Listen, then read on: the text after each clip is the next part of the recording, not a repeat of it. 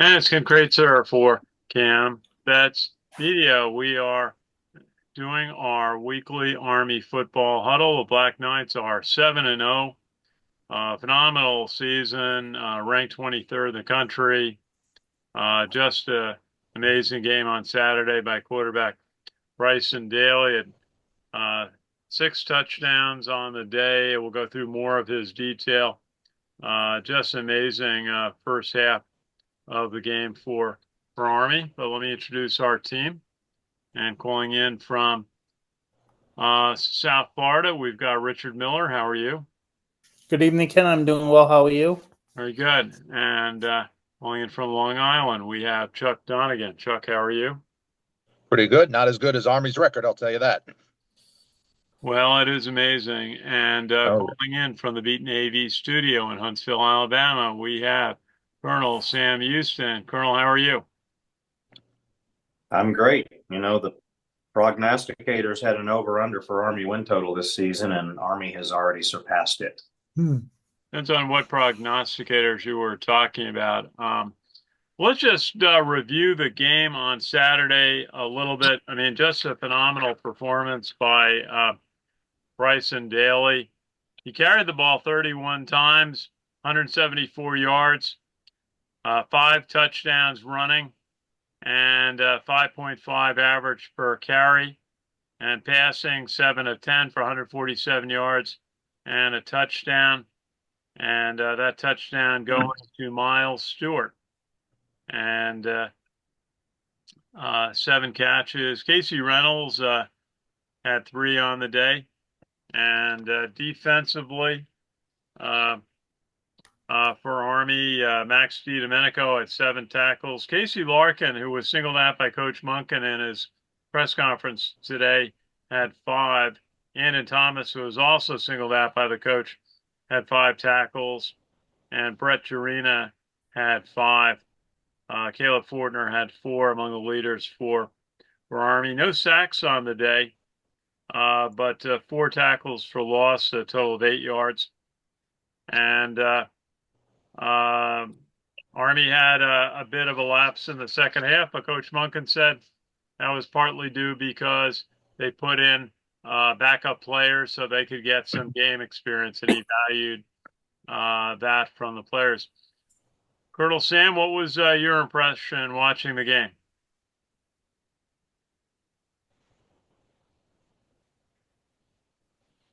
Yeah, stand by. Can you hear me okay? Yep. Yeah, you're great. you're good. Okay. For some reason, the speaker on my phone is messing up, but I'll make my comments and then figure out what's going on with my phone all of a sudden. Yeah, it was, this game, the crazy thing about this game is that there were some people who were disappointed about it after the game was over. And they acted as though Army had not played Army football and had come away with a less than satisfying win and et cetera, et cetera. And it all had to do with the final score and the fact that the odds makers on the day of the game changed the over under to 18 and a half, where it had been like 15 and a half, 16 and a half all week. And so, I guess people were betting on the game and Army to beat the spread because they were complaining about the fact that Army didn't beat the spread and that this was going to affect their AP and coaches poll rankings because it wasn't quite as convincing a win against a lesser opponent. And then balance it against Navy's win against Charlotte, who had beaten ECU a couple of weeks ago. Pretty convincingly, and made it seem that in head-to-head, Navy was actually a better team than Army. As we know, the polls didn't necessarily reflect that. Both Army and Navy, they moved up in the coaches poll, and Army remained the same in the AP poll, and Navy moved up one. So, but the game itself, what I like to remind people of is that the score was 31-0 late in the third quarter. And then the score was 38-7, a little later on. It wasn't until the fourth quarter where the score started to fluctuate in the favor of ECU. And as Coach Monken said, he believed that getting his backups game time repetitions when a game was already in hand was much more important than running up the score or anything like that. And that these people needed, these players needed this valuable experience, and they got a lot of valuable experience. And I'm addressing that fourth quarter up front before I talk about the great stuff about the game. In the fourth quarter, I believe 2 of the ECU touchdowns came on 4th and goal, one of which the Army defense actually had the right defense called. And the only thing that happened was that the Army defender missed the tackle on the quarterback in the backfield. And that was the only reason that ECU was able to score when the quarterback lunged forward from the missed tackle across the goal line for a touchdown. Second, one of ECU's touchdowns, I will swear up and down, the catch in the back corner of the end zone was not a catch. And I do not know what the referees were looking at from the review, but it was clear from the review, from every angle that I saw and people around me saw, was that the receiver was still trying to gain control of the ball. Yes, he did tap his left foot in the end zone, but his right foot was out of bounds, touching the ground by the time he had gained complete control of the ball. That's not a catch. It should not have been a touchdown. But this is all nitpicky stuff. The fact is that ECU's, the lion's share of the yardage that they had in the end came in the fourth quarter. They had been pretty much shut out for well over 2.5 quarters, and I mean shut out pretty badly. As long as Army had their starters in and they were playing their game, they were keeping ECU at bay, and ECU could not find rhythm. And I will say, just on the improved side, I've got to bring up special teams again, because once again, surprisingly so, special teams had a couple of moments that were not helpful. One, there was a kickoff that went out of bounds and gave ECU excellent field position. Then in the fourth quarter, there was a shank punt. And Wagenseller has been really reliable so far this year, and it was really surprising to see him kick a 19-yard punt that gave, or however many yards it went for. It wasn't many, but it gave ECU field position on the Army 35, and they had some momentum and confidence going at that point. And it wasn't long before they were back in the end zone, and people started to worry a little bit that the game was getting out of hand. But of course, the offense went in and put in an extra score to put the game away and ensured that we were going to have to worry about ECU making some kind of a comeback. Bryson Daly, what else every week it's what are we going to see him do next? We have seen him in past games do a Walter Payton leap into the end zone. We have seen him do a Derrick Henry stiff arm and go for a touchdown. We have seen him hurdle a defender and continue on down the field for another 30 yards. We have seen him sprint 40 yards down the field ahead of Noah Short to lay a devastating block on a defensive back to spring Noah for a few more yards. And we've seen him do the spin move not once, but twice. And if you go back and watch the ECU game, you're going to see that he did the spin move on a Rice defender during that game as well, and continued on down the field and got knocked out of bounds on the half-yard line. This time he did an even better spin move, whereas the announcers for the game were calling it that he hit the 0 button, referring to, EA Sports, and rolled on downfield for a touchdown. This guy's a warrior. I think that if you put Bryson Daly in a leather helmet and 1920s pads, he would still be destroying the defenders. This guy is the real deal. And he now owns the single season Army touchdown record. And we're only halfway through the season. He has a very good chance at this point to break Ahmad Bradshaw's single season rushing record. because we've got 6 more games and maybe and the bowl game. I'm not even including that to go. The sky's the limit. He also has an opportunity. I saw this today to break the all-time single-season touchdown record, which was set in 2013 by none other than Keenan Reynolds of Navy, which I believe was 32 or 33 touchdowns in a season. And he has an opportunity to break that record. So these are some uncharted territory for Army and an Army quarterback. And but the nice thing about what Bryson Daly is doing is that he's still spreading the ball out. This particular game, he carried the ball more than in any game we have seen this season. And the reason is because it was part of the game plan. They knew coming in that ECU was going to stack the box. They had an option defense ready, and they read it, and therefore the ball distribution, I believe, only went to, on the running plays, there were only 3 or 4 players that actually even touched the ball on running plays. And but in all of that, we still came up with 2 100-yard rushers.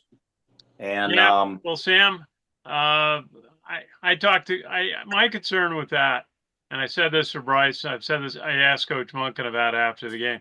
Is he carried the ball 31 times, and it took a lot of hits. And what they're basically using him for is the Jacoby Buchanan replacement. He is now the fullback. And he's doing what Tyson Riley did last year, which was score the touchdowns. And that's great. I mean, he's able to do it. He's having a phenomenal season. He's a Heisman Trophy candidate. But he also, I watched him take 2 hard hits out of bounds. Yeah, well, there was one of those hits was a late hit out of bounds. Yeah, well, the one on the far side. And again, I just want to make sure everyone could hear me because I was having sound issues on my side, so you could hear all my comments. Okay, loud and clear, Sim. Yeah. Okay. Good. So, to your point, Ken, I'm going to disagree with that. I do not believe that. Bryson Daly is now the Jacoby Buchanan of Army's offense. Bryson Daly is a hard runner. Yes, he's a big runner. He delivers hits. He makes defenders pay. He does all of that. But again, this particular game, it was very clear from the start to finish that in the running department, Army anticipated ECU's defensive game plan, and therefore Army's game plan was to run midline option and inside the tackle on almost every down that they ran it. They very rarely ran a pitch play. And one of those, I was glad to see, went to T-Rob, who picked up 23 yards. Earl Robinson, yeah, that was a great play. He took a pretty hard hit out of bounds on that one. Yeah, but he jumped right back up. It was good to see him back in the game. Good to see him back playing. You know, Army has 2 B-backs, one of whom is a hybrid, who gained 100 yards in this game, and that's Kanye Udo. The other is Jake Rendina. Jake Rendina is a 250-pound B-back, and the subtle changes that Cody Worley has made in the offensive game plan this year make Jake Rendina a much more effective blocking back from his B-back position for some of the midline option plays that we'll see when Bryson Daly carries the ball. But I believe this past weekend's game was an anomaly in the number of times that Bryson Daly carried the ball. Because if you go back again and look at the other games that we played this season, this particular game was by far the most times he's touched it. And also, it was part of Army's game plan from the start in this particular game. Well, he, I think last week was down to 14 carries. The week before it was 22. And the challenge is, how long can he stay healthy? We know what happened last year when he got hurt. He was out for 2 or 3 games. You know what I say? Yeah. You know what I say? And I hope Bryson's watching this. You know what I say? What do you say? You're going to say anyway. I think that the defenders should be worrying about if they're going to stay healthy every time Bryson Daly carries the ball. Like they have to deal with the offensive line. Yeah, well, it's all good as long as he stays healthy. Because now he's doing the scoring. He's going in, punching in to the end zone. I mean, he had the 131-yard run off a spin play. But they were, it was odd. And to me, it looked like maybe it was showing some things to confuse Air Force. They love to do that. But they were doing a lot more shotgun Saturday, and they were doing some spread offense plays. And part of it is they do the spread offense formation, and they still run the ball up to between the tackles, like you were saying. But it just clears out some defensive backs and gets the linebackers to spread a little bit. Yeah. And we have a Jack McGurk sighting. Oh, good. A huge difference for this year's Army offense is that Army has the playmakers to be able to do this. And if an opposing defense wants to put 8 men, 9 men in the box every play, Army has playmakers to take it to the outside. Army has playmakers to take it deep. Army has playmakers to take on the 9 men in the box and punch a hole through it. The announcers are starting to pick up on this stuff too, because I know you were at the game, which makes me envious, but the announcers of this particular game, the ESPN2 announcers, they made comments to the effect that Army has playmakers this year that allow them to run these types of plays, these types of offenses. And they were talking about Army's offensive line being the best offensive line that they can remember Army ever having, and how well they work together as a unit, and how well they understand the blocking schemes, and how they win the line of scrimmage on just about every single down. As a matter of fact, I think that this particular game, I know it's going to be kind of shocking for me to say this, I really think that this particular game was maybe the offensive line's more average performance compared to the other games, because ECU really did have a great run scheme, and they were doing a lot of run blitzing. They were doing a lot of, they were very disciplined in their gap play, and they were determined to not allow true triple option football to be run, and they were stuffing the middle a lot. Look at a lot of Kanyeudo's runs. He only, a lot of times he was only picking up maybe 1 or 2 yards up the middle. No, he still averaged 5.4. I know. The team averaged 5.3, netting 295, which is below their average, but all they needed. Yeah, it's fun to watch Bryson. I mean, he's in the Heisman discussion because he's scoring like Keenan Reynolds did. I remember when Keenan Reynolds was a Heisman contender. Mm-hmm. Navy wanted him to walk out on the Heisman show, it's the day of the Army-Navy game, and say, "Oh, sorry to be late, guys. We had to take care of Army." And that was, I remember when somebody from Navy said that. So me, I'm not on the show. That's what we're all pushing him for. Me, I don't normally, I'm not normally favorable towards, accolades going to the Squids, but I got to admit, in 2013, I actually was rooting for Keenan Reynolds to win the Heisman Trophy. No, they didn't get him on the show that time, which was kind of disappointing. I've met Keenan since then. He's a great guy. In fact, I'm going to see if I can invite him to call in one day to our show. But we'll see. I mean, it was good. But what did you think, Sam, about Army showing spread offense? To me, they were running a lot of plays like they were trying to do last year, which really didn't go very far. Yeah. What they were doing, think of it as deception. Yeah, I do. I think they were trying to throw off Air Force by throwing some different looks at them. Well, they were trying to throw off ECU. I mean, I can guarantee you Army was not thinking ahead to Air Force this past Saturday. They were running deception for ECU. ECU was putting 8 and 9 people in the box every play. And so Army was basically challenging ECU by creating deceptive looks at the line of scrimmage And then, and what it does is it makes your defense second guess what their schematic is.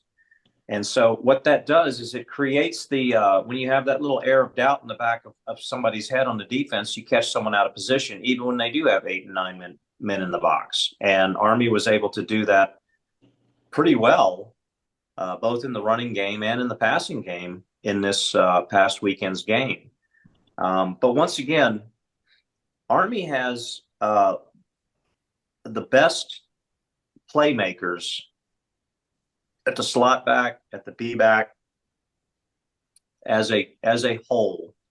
I'm not trying to compare individual players to players in the past. What I am saying is that as part of the collective formation in the starting lineup, Army has the best starting rotation of playmakers in the backfield that they have had in the Monken era, in my opinion. And it creates the opportunity to be able to run that type of offense and puts the defense on their heels. And in the guessing game, because the defense knows right away that Army can line up in this offense, and Army has the playmakers to actually run a play from this offense, whether it's up the middle or it's an option pass play.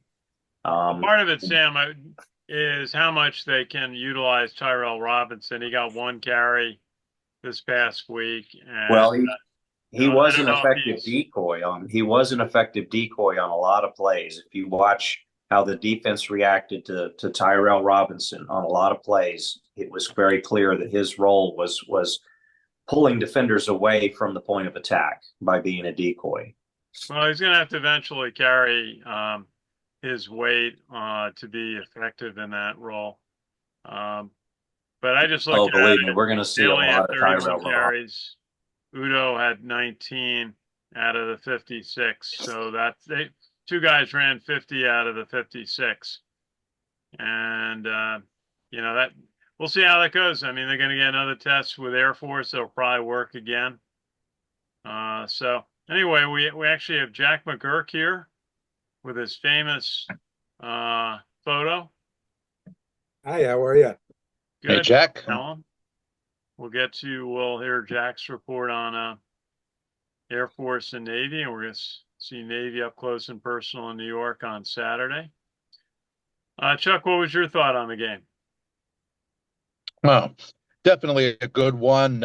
Closer than anticipated with that 45-28 final, but still pulled off a good win. Large part to Bryson Daly. I think truly a player of the year. He's doing a hell of a job. I'm sure he's going to keep that up. I think he's, definitely deserving of some major awards there.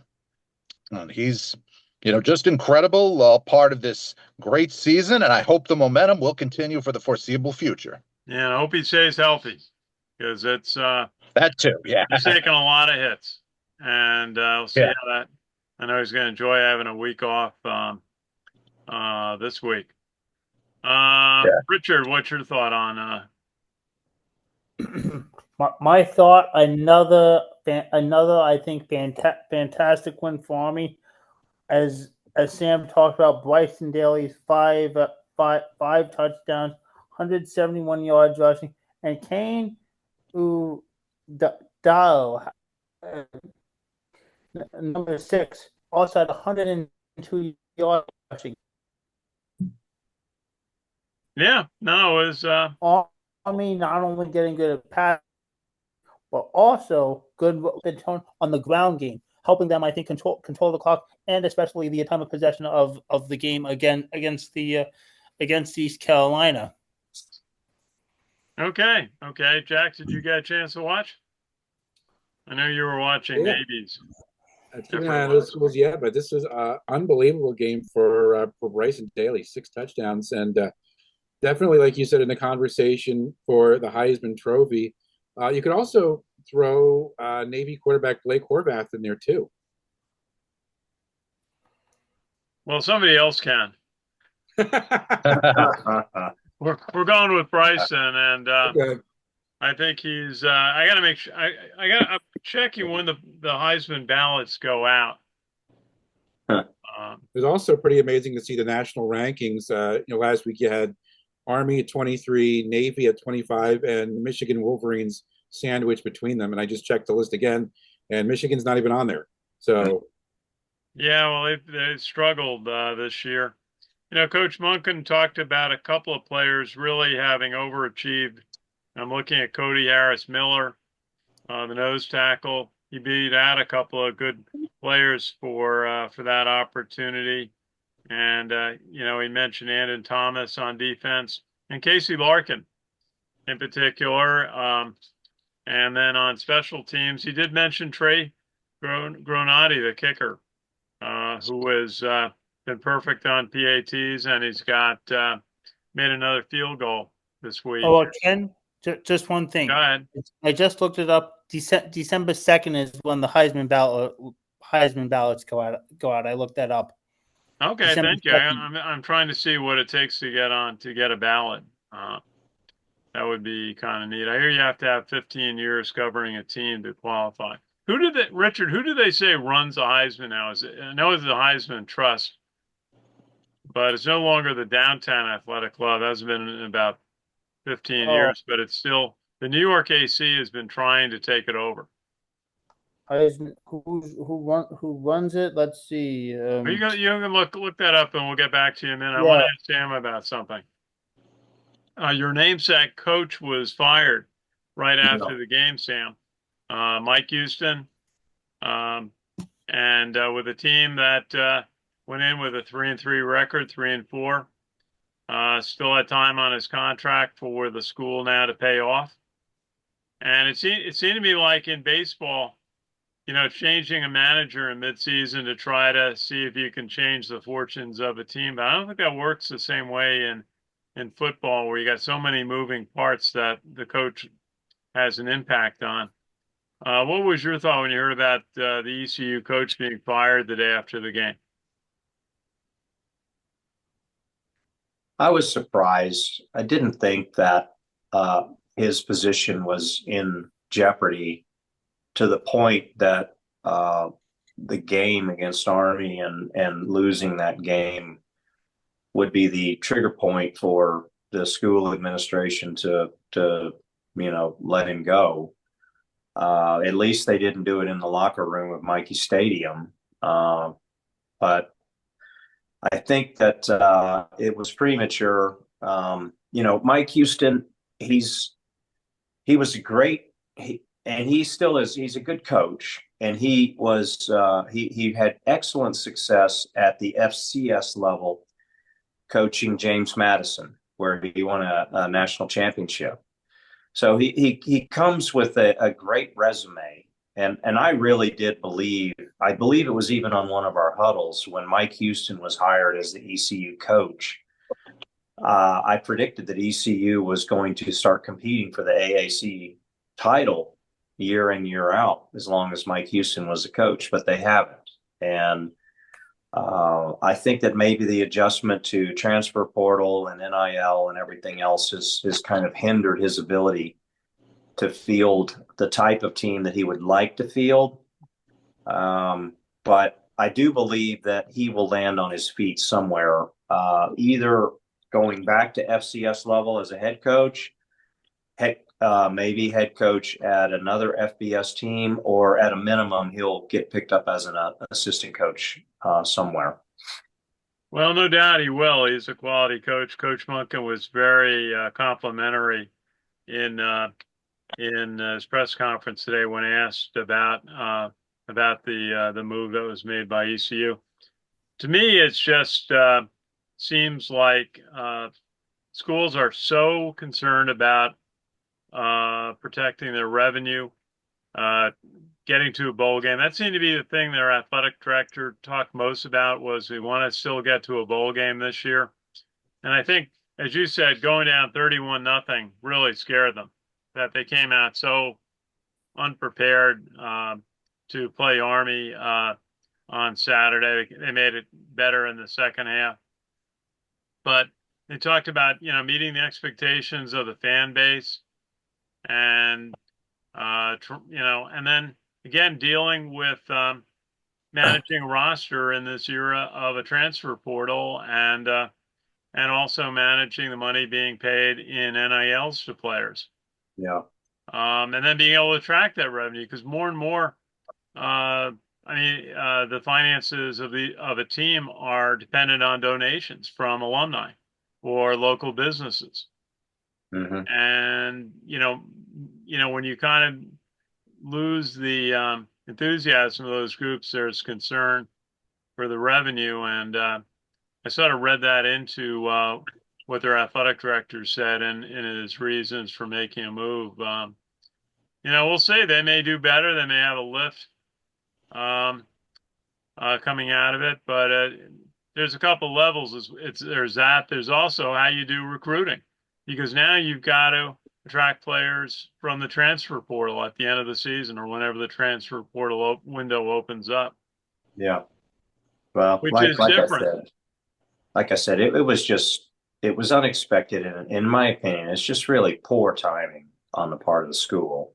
And you're talking about a year in which the AAC, you've got the surprise teams, Army and Navy, but the AAC as a whole is having kind of a down year. And teams that were predicted to be really good this year so far have really struggled, like UTSA. But ECU coming into the game was 3-3. And so coming out of the Army game, they're 3-4.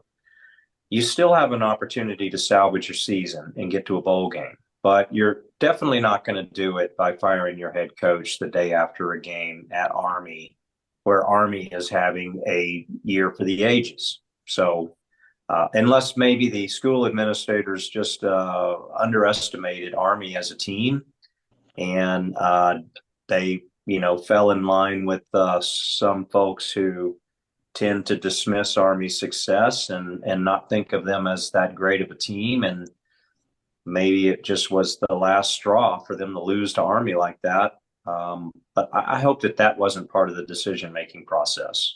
The comments seem to be that the loss to Charlotte really shocked them, that they lost that badly, that they lost 55-24 at Charlotte last week.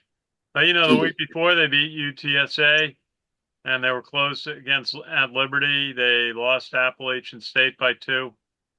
They beat Old Dominion and Norfolk State. So, it's surprising. I'd be interested to see how they do balance of the year if they get a surge. I think, who do they have this week? I think they have Temple. They have home against Temple on this week. So, see how they do. Okay, let's go and let's see, Chuck, do you want to go over the rest of the American Athletic Conference? What happened last week? Well, Ken, got quite a few big victories, couple of close ones. Navy beat Charlotte with a whopping 51-17 final. Meanwhile, it was a close one in the contest between Memphis and North Texas. Memphis emerging victorious 52-44. Elsewhere, South Florida versus UAB ended with a 35-25 South Florida victory, while UTSA pulled off 38 win to 24 over Florida Atlantic, while the Tulsa Temple contest saw Temple emerge victorious 20-10, and finally the Tulane-Rice battle ended with a final of 24-10 Tulane. Okay, thanks, Chuck. And Jack, why don't you take us through Air Force and Navy last week? All right, well, Chuck touched on it. Navy with that big 51-17 win over Charlotte. Navy cornerback Deshaun Peel became the first Navy player to have 2 pick sixes in a game. Blake Horvath, the quarterback, threw 3 touchdown passes. Blake Horvath was 7 of 13 for 117 yards. He has 10 touchdown passes this season, which is just 3 shy of the school record set by Ricky Dobbs in 2010. Deshaun Peel, Deshaun Peel, as I mentioned, had those 2 pick sixes. One was a 61-yard return, the other an 84-yard return. Navy forced 5 turnovers in the game. Navy fullback Alex Texa scored 3 touchdowns in the first quarter on 2 runs inside the red zone and a 46-yard reception. Navy tight end Cody Howard had an 11-yard touchdown pass, and wide receiver Brandon Chapman had a 19-yard touchdown pass. Navy is they're 6-0 now, first time for the first time since 1979, and they're 4-0 in the AAC. and they are now bowl eligible for the first time since 2019. But Navy this weekend, they have a big game coming up on Saturday, taking on Notre Dame at MetLife Stadium in the Meadowlands. And Air Force, on the other hand, they're struggling. They lost 21-13 to one of their other big rivals, Colorado State. John Boucher had bulk of the Air Force snaps. He went 10 for 25, throwing for 175 yards on the evening, and Air Force rushed for 173 yards on 54 carries. Junior fullback Dylan Carson led the team with 60 yards on 12 attempts. John Boucher threw a 33-yard touchdown pass to Taylor Latham in the fourth quarter and later scored himself on a 1-yard carry. The Air Force falls now to 1-6, and they are 0-4 as well in the Mountain West Division. And they have a bye week before heading up to Mikey Stadium, heading up to West Point in a couple of weeks. Sam, what's happened to this favorite Air Force team of yours? They were 8-0 last year going into the Army game. Now they're, what'd you say, Jack, 1-4? They're 1-6 overall. They're 0-4 in the wow. division. 0-4 in the Mountain West Division. Anything on? We'll talk more next week, but I pointed this out for them. I pointed this out a couple weeks ago, and that is Air Force is suffering the karma of the turnbacks. And the reality of this is that Air Force gambled everything on bending the rules of COVID in order to allow 37 players, I believe, to take a year off from school and then just come back the next year and pick up where they left off. And the gamble is that their turnback teams were going to be dominant. And last year was the culmination of this. And they were rolling along at 8-0, and it looked like their gamble with the turnback was going to pay off until they met Army, who broke their season. And then they literally just went on a crash and burn until they played a James Madison team in the bowl game, where half a James Madison team sat the game out, and Air Force won. But then last spring, Air Force football graduated 41 universities. So 41 players on their team graduated last year. That's almost unheard of. And last year's team that was 8-0 before they got destroyed by Army at Mile High Stadium, I believe that 20 out of 22 starters on that team were all seniors who graduated. So what Air Force brought back was no experience, and they had to rebuild their team with players who had not seen very much game time and game reps at all. If you watch very carefully, you'll see a couple of players out there playing who you'll remember their name. But this is the first year, I got to say, in a long time that I've watched the Air Force team, and I'm not sitting there saying, man, that dude has been on Air Force forever. When is that guy going to graduate? So they are really struggling right now. And I watched their game. No matter how hard it was for me to do, I knew that their game against Colorado State was going to be the last game they played before the Army game in a week and a half. So I forced myself to watch the entire game, and it was hard to watch. They're really not very good at all. Their second string quarterback, who had started the week before, was injured, and so he did not start. So they had their third string quarterback started the game. I don't remember his name. They fell behind quick, and they took him out when he fumbled inside their own 10-yard line, and they put Boucher back in, who had originally been the starter. And it wasn't until the second half that it looked like Boucher might be kind of building a little bit of a comeback for the Zoomies, but inevitably it was turnovers that killed them. And Air Force had done something completely uncharacteristically Air Force, and that is they had completely abandoned their running game. They were doing nothing but throwing the ball. And a lot of these were just heaves down the field. And as a result, 2 or 3 of them got picked off, and it ended any chance of them coming back. They've got to go back to the drawing board again. They've got a lot of work to do before they come to Mikey. I'm not saying they won't come prepared, and we'll talk about it next week. I did want to make a comment about Navy. The thing about Navy, and a comment that I had made about Navy 2 or 3 weeks ago, is that Navy's defense is kind of like the Jay Bateman Army offense of a few years ago. And what I mean by that is their bend don't break, but they are very aggressive. And as a result, they cause a lot of turnovers. The story of this past game, this past weekend, was the turnovers. Navy forced 5 turnovers, 2 of which were returned for touchdowns.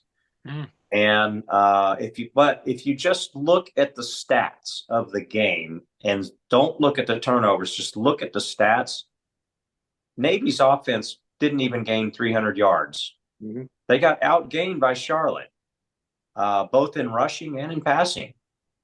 And, this is something to keep in mind. I went back today and I also studied their team stats, and I compared them to Army's team stats as far as the offense is concerned. And what I found was actually a little surprising to me, because they've been putting up a lot of points, yes. And the assumption is being made that their offense is just putting up huge numbers. No, Blake Horvath is putting up huge numbers. Blake Horvath accounts for almost a third of their rushing, if not more, and he accounts for all their passing. And it is the closest rusher behind Blake Horvath is about 300 yards behind him. And so it really is. I'm not saying that they're not a good team this year, but what I am saying is that I believe that Saturday is going to be the very first time that Navy is really going to have to put up numbers offensively that reflect what their team record is right now. And I'm not really sure that they have the firepower to do it. And Notre Dame is a good team. They're a big team. They're a fast team. Navy traditionally plays Notre Dame pretty well. But I just have a feeling that there's going to be some things we find out about Navy this weekend that their opposition so far has not accounted for. But you can kind of pick it up on the stats department. I mean, in the Charlotte game, they punted the ball 6 times. Yeah. That's would have never thought from the score. 55. You never would have thought from the score. You would have thought from the score that Navy was, every time Navy got the ball, they were scoring a touchdown. And that's not what was happening. Their defense was forcing turnovers left and right, and Navy was taking advantage of those turnovers. And 14 of the points they scored were scored defensively. Well, we will see as they play a higher level of competition. What is Notre Dame ranked this week? Can someone look that up? 12. They're 12. And what I think is also a big factor, the college football playoff now is a factor for Notre Dame. They can't lose and have a chance for a spot. They have to play well. If Navy or Army were to go undefeated and win the American Conference championship game, they have to look good against Notre Dame to try to get that 12th spot and hope Boise State loses somewhere along the line. What are you thinking about that dynamic, about the winner, about Boise State maybe having the inside track on that 12th spot against even the eventual champion of the American Athletic Conference? I think it's more based on their strength of schedule than it is, Army. Army's got to run the table. It's exciting times. It's exciting times to know that, Army, they have a path to the BCS as an at-large. They really do. And this is amazing. It's fun times. Army's got to run the table to do it. And any stumble along the way, and it's unlikely that they're actually going to go to the field of 12. Well, if they're undefeated, Jack, does Boise State have a loss yet? They do. Well, if they're a one loss and Army's undefeated, and beats Notre Dame. I mean, if they can beat Notre Dame, that puts them in a whole different light. Same with Navy. If Navy wins on Saturday, puts them in a different light. It does. So it's this interesting barometer that both of the teams that could very well play for the American Conference Championship, both play Notre Dame in the second half of the season, and we'll see how they do. If one, Navy has played Notre Dame well on quite a few occasions. Yeah. So I would say that the good thing about the conversation that we're having right now is the fact that inside the locker room, they're not talking about this stuff. Inside the locker room, they're talking about the next game. And that's what they're locked in and focused on. And that next game is Air Force. We'll talk about that game next week when we talk about, because it's coming up. As far as the locker room is concerned, they ain't thinking about North Texas right now. They're not thinking about Notre Dame. They're not thinking about UTSA. In the back of their mind is Navy, because one of the things that practicing for Air Force affords you the opportunity to do is also do some reps in preparation for Navy, because the offenses are very similar. The defenses are very similar. The teams know each other very well. Now, from outside the locker room looking in, like what we're doing, here are the big markers on Army's schedule. North Texas, who can put up points in a hurry, but they don't have a defense worth a hoot. And anyone who was at the North Texas game the last time Army went to Denton, Texas and played them, I was there. It was a cold, windy night in North Texas, and the final score was 52-49. There was no defense. Army cannot afford to go into Denton, Texas and get into a basketball game score type game with North Texas. I don't think that's going to happen. I think Army's defense is probably better than that year. Right. Okay. They need to beat North Texas. Obviously, then comes the Notre Dame game. The Notre Dame game is a highlight on the schedule, because Notre Dame will represent the only ranked team that Army will have played this season. They're ranked ahead of Army. They're having a good year. They're competing, assuming they beat Navy and they win between now and then, and they have this, so they still only have one loss and they've creeped up in the rankings. They're still fighting for an opportunity to go to the BCS, just like Army is. If Army can go in to Notre Dame and even by 1 point upset them, that boosts Army's standing for the possibility of getting BCS at large by leaps and bounds. Yeah, Sam, no doubt that'll be the game of the season if at Yankee Stadium in the front of the New York audience, Army's able to upset Notre Dame. But it still won't be it still won't get them in. Then comes the AAC championship game. Who are they going to play? Is it Tulane? Is it Memphis? Is it Navy? They got to win it. Well, if they do that, Sam, that's a pretty good resume. And if Boise State stumbles, because I think Boise State is the only other team, from the group of five that's in the national rankings. But I will say this, from the team perspective, I'm not sitting in the locker room, but I guarantee you that the team knows this. BCS is great. You run the table, you win the AAC championship, and you go to the BCS. But if you don't beat Navy in the Star game, this season has a stain on it, because you walked away without one of your main objectives, which is the top objective every year of an Army football team, and that is to win the CIC trophy. Well, no doubt. And I guarantee you, if it came down to it,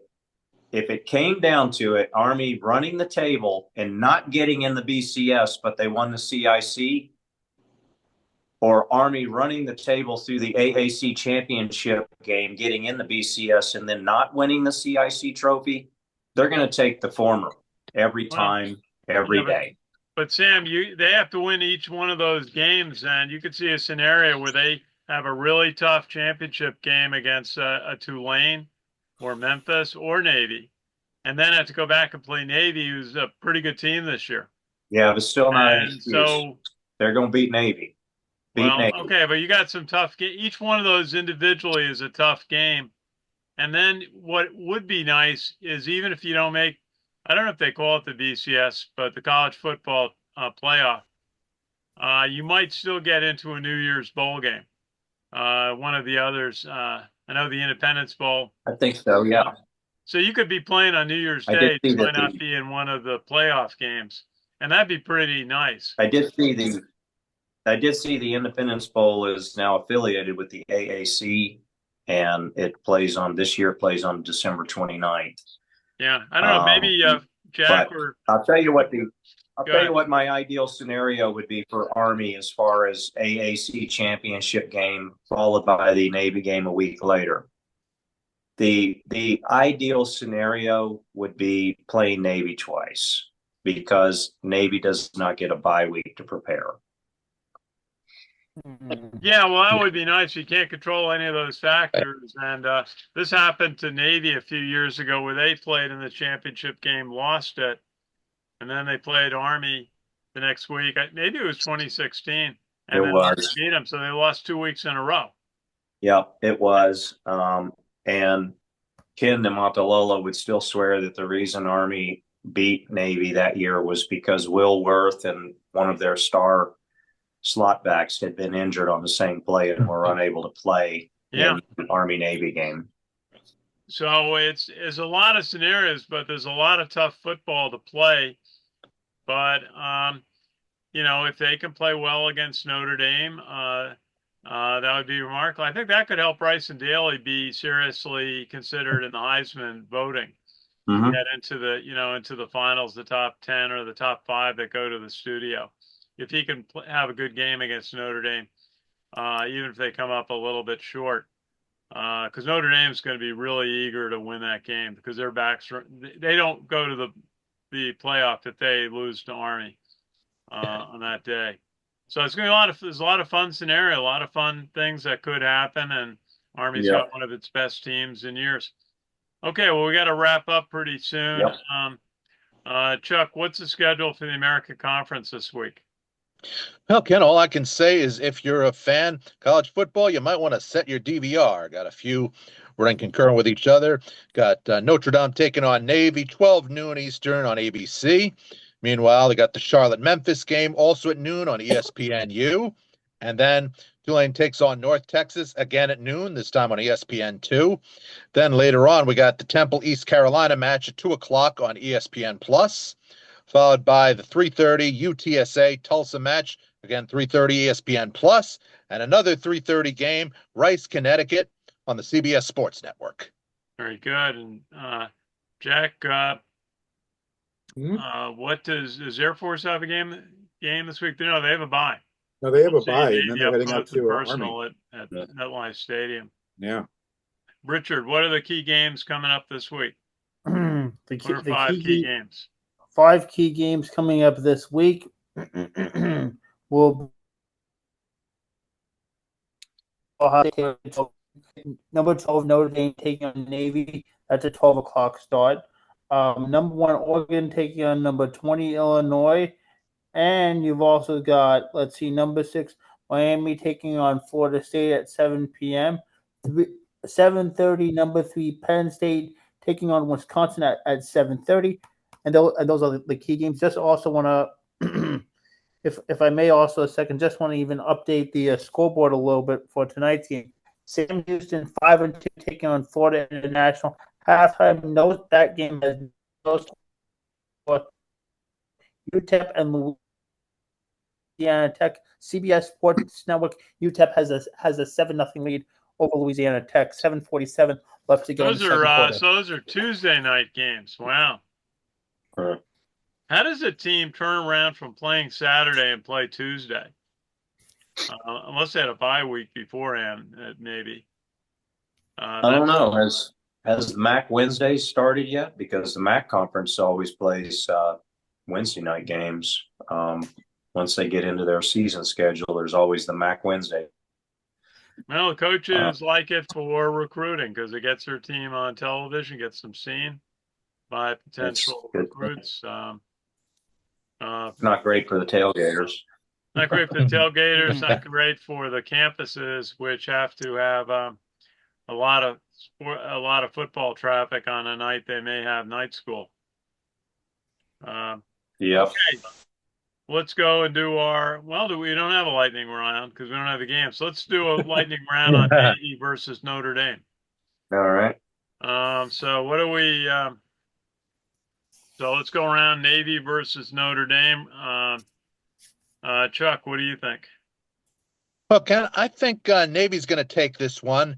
Think it'll be a solid victory. Final score of 42-14 over Notre Dame. 42-14 over Notre Dame. 42-14. Okay. Richard, what do you think?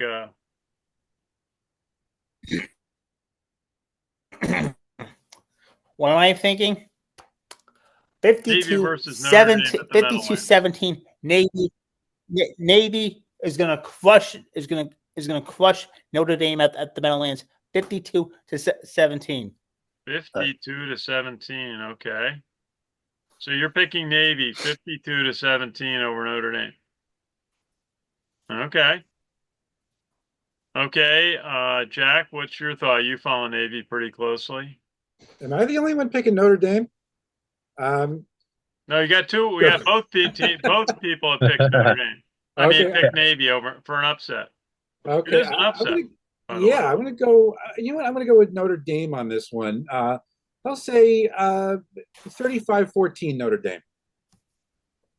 Okay, that's probably close to what the point spread is on the game. Sam, what's your thought? Yeah, consistent with what my comments were just a little bit ago about Navy. I think that this will be a entertaining game. I think Navy plays Notre Dame pretty well, like they normally do, but in the end, Notre Dame is going to win the game. I could be wrong, but I just don't think that Navy is quite where everyone thinks that they have reached yet. And Notre Dame is going to be a game that is going to demonstrate that they've got some work to do as far as Navy is concerned. So for a final score, I think that the big difference here is going to be that Notre Dame's not going to turn the ball over like Charlotte did and some of the other teams that like Memphis did. It's going to be a game where Notre Dame is very effective at their ball control. Their running game is very strong. They have a very good and efficient short passing game, and it's going to be a little too much for Navy to handle. And in the end, Notre Dame is going to control time of possession, and they're going to control the scoreboard. And they may trail early. Navy may surprise them with an early lead. But in the end, Notre Dame is going to walk away victorious, and I think that the score is probably going to be on the probably going to be something like 36-21. 36-21 Notre Dame. We circle for Sam. And I agree. I think Notre Dame is just, in this category of better team. I think right now the difference between a mid-major, a group of 5 team, and a top 15 team is growing, with a team like Notre Dame able to bring in players from the transfer portal to fill any gaps they may have. I'm kind of curious what their NIL budget is at Notre Dame. They always had a reputation of not wanting to pay coaches as much as other places might. I'm maybe we'll hear some more about that this week in the build up to the game. But I would agree with Sam and with Jack that Notre Dame's going to come out ahead, and I'm going to be sneaky and go 37-17 because I think it could even be a bigger score. But as you said, Sam, Navy will, run the clock on some long drives. They may not score on them. They may have to settle for some field goals against the Notre Dame defense. But they'll keep the number of possessions in the game down. And but I think Notre Dame will figure out how to win, even if it takes a big second half to do it. And then I think Army's going to have the same challenge against Notre Dame in latter in November. So we'll see what happens, but it'll be fun to watch. So we'll be back, get set for next week for the Army Air Force game. First time it's been at West Point since 2019. Well, since 2020. First time fans have been in the stands since 2019. 2018. Big crowd last week for the game, and see what the attendance was, what they consider a sellout. Well, 29,044 is the sellout now this year at Mikey Stadium, including the 5,000 cadets sitting in the north stands. I really like the way the cadets look in the north stands in the end zone. Really looks good because they fill the entire end zone. Well, that might be the plan to leave them there once the new east stands are ready. I don't. Yeah, I know they're going to move into. They're going to have they're going to have the lower sections of the new east stands all to themselves, so they'll have that whole entire sideline covered. Is that what they do with the Naval Academy? Are the Navy cadets along the whole sideline, or are they in a corner of the stands? I don't know. I got to correct you. It's Navy Midshipmen. Oh yeah, okay. I'm sorry. Yeah. Okay, you got me on that one. Yeah. I don't know what they do at Squidville. I've never actually been to a game at Marine Corps Memorial, but I'll try. Has anybody heard the tiebreaker? If both Army and Navy are undefeated in the conference, or both are what would it be 7-1? Do we have any idea what the tiebreaker is to pick a home team? I don't know. Probably a coin toss or something. I'll have to check. I was talking to Eric, the sports information director, and he was trying to figure that out. Yeah. From the conference office. Who would get the home game? Go ahead, Richard. I think it may have to do with points scored. I think points scored probably. We're Army's in trouble with points. I'm not sure.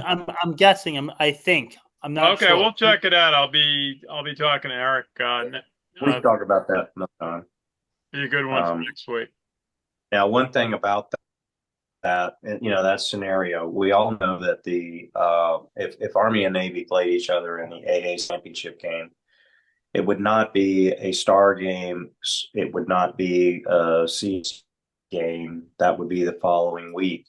However, from my research, the game would count for the all-time Army-Navy series, which currently stands at 62, 55, and 7 in favor of the Squids. So that being said, in a ideal scenario, Army has an opportunity to gain 2 more in the all-time series. It is, but how hard is it to beat Navy 2 weeks in a row?